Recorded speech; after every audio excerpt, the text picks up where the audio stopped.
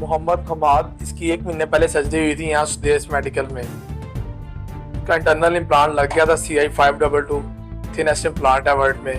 अब इसका external processor लगा रहे हैं nucleus 7S processor. Dual microphone है, काफ़ी फीचर्स हैं इसमें, लेकिन हम इसको फिलहाल ऑन करने लगे हैं। इसको बाहर से सदर पार्ट लगाएंगे, अंदर वाली सर्जरी होगी थी, अब बाहर वाला लगा रहे हैं जिससे आवाज़ अंदर वाले हिस्से में जाएगी। उसके लिए पहले मैं इसका चेक करूंगा इसका रिस्पॉन्स क्या आता है मुख्तलिफ आवाज़ों पे, किस तरह बच्चा रिएक्ट करता है ये। अभी एक आज हमने 17 प्लान की थी न्यूरल रिस्पॉन्स टेलीमेट्री और जब आज स्विच ऑन करने थे आज जिनको डिवाइसेस देनी थी बाहर वाली। ये 11वां नंबर है।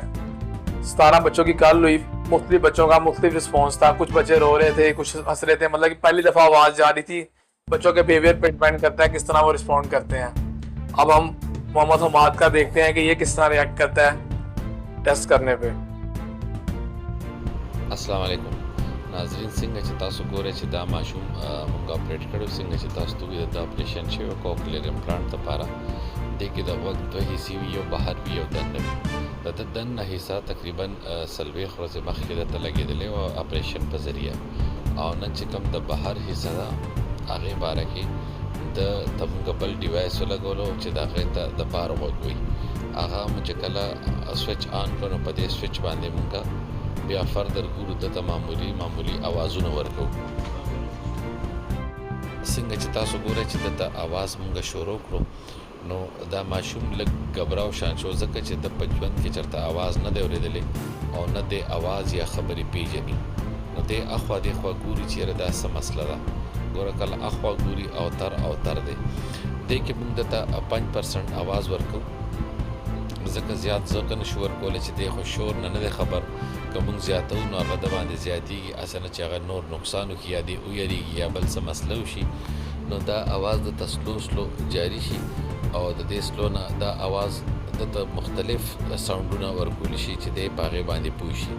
او دا کې ټیسټ مونږ کوو چې آیا د هغه دننه غوږ او دا بار غوږ چې کوم دی دا خپلو کې ملاو دي که نه دي ملاو. کوم چې مخامخ تاسو کمپیوټر ګورئ په دې کې سافټویر لګېدلی او دا سافټویر د هغه چې کوم پروسیسر دی د غوږ نه بهر چې لګېدلی دی نو هغې سره ټچ دی. نو دته چې کوم اواز وي نو هغه هلته فریکوینسي هر څه ریکارډ کېږي. د هغې نه موږ ته پته لګي چې آیا د ده اپریشن کامیاب دی که نه دی کامیاب. او دی چې دا اوتر ګوري، کله اخوا ګوري کله دې خوا ګوري، نو دی دته خو پته نه لګي. دی وایي چې دا څه چلو شو. څنګه چې لکه یو انسان یکدم پیدا شي او هغه ته بالکل غوږونه ولا بند کړي او هغه غټ شي، بیا ته غوږونه ولا کولاو کړي، نو هغه چې خبره اوري نو هغه ته خو پته نه لګي چې دا خبره څنګه کېږي. د دې نه پس به دلته اوس سپیچ تھراپسټ چې کوم دی هغه د خبرو چل ښیي.